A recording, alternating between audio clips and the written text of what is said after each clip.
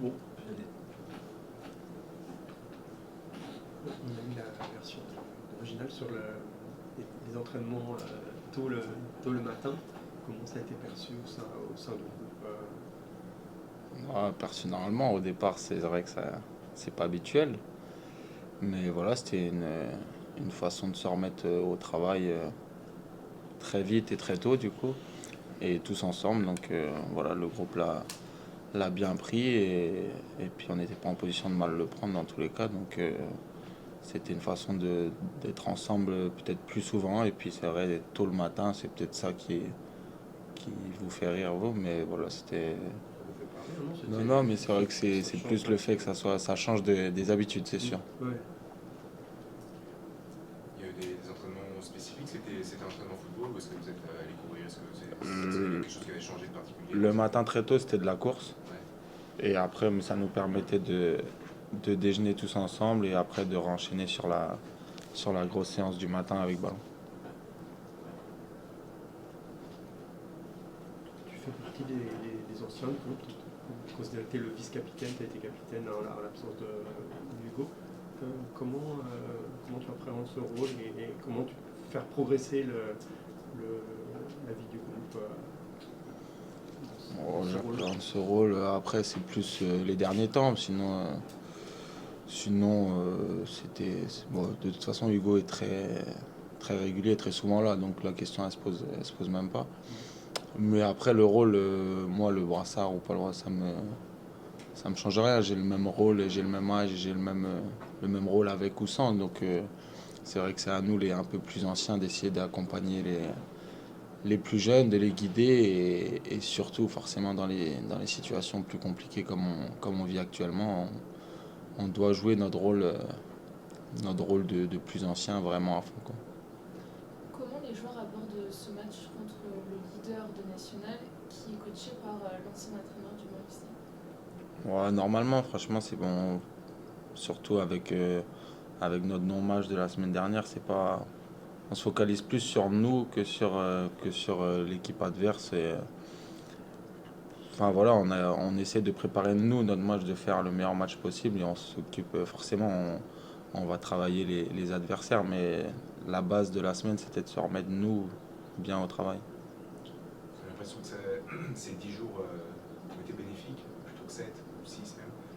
Est-ce que ça a été pour vous un plus d'avoir ces 3 jours de plus avec le match décalé Ouais, c'était fait comme ça. Après, oui, forcément, on avait sûrement plus de choses à régler qu'habituellement, donc forcément d'avoir du temps en plus pour travailler, c'était bénéfique pour cette semaine.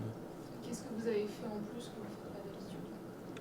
Qu'on fait pas d'habitude. Après, on travaille d'habitude, hein. C'est pas ça que je veux dire. Mais le fait vous avez parlé des entraînements le matin, c'est aussi peut-être un impact psychologique pour aussi. Et je pense qu'il a aussi voulu nous impacter sur le fait qu'on est dans une situation qui peut être compliquée et qui est actuellement au classement, on est dans une situation difficile. Donc même à travers cette semaine avec plus d'entraînement, avec ces entraînements du matin, nous faire comprendre si tout le monde n'avait pas compris que là on était dans le dur et qu'il fallait qu'on soit encore plus ensemble et qu'on travaille pour sortir de cette situation.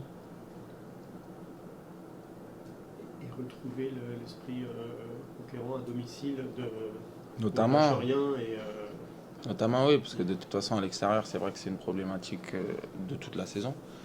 Et à domicile c'était notre force et forcément ça devait s'arrêter à un moment donné, mais c'est sûr que cela c'est de retrouver de l'allant et de remettre les bons ingrédients qu'on a mis dans la plupart du temps à domicile. je reviens sur le retour de Chris. C'est pas fréquent de rencontrer dans la même saison son ancien entraîneur. Ouais, je sais pas si ça m'est déjà arrivé. Ouais. Oui, après c'est comme ça, c'est l'équipe de Chris, mais on rencontre Versailles avant de rencontrer Chris. Voilà, nous on prépare notre match normalement. Si ça avait été un autre coach, il y a pas de choses supplémentaires par rapport à son retour ici. La semaine dernière, il y avait une réunion avec le président du club, l'entraîneur et les supporters. Il n'y avait pas de joueurs.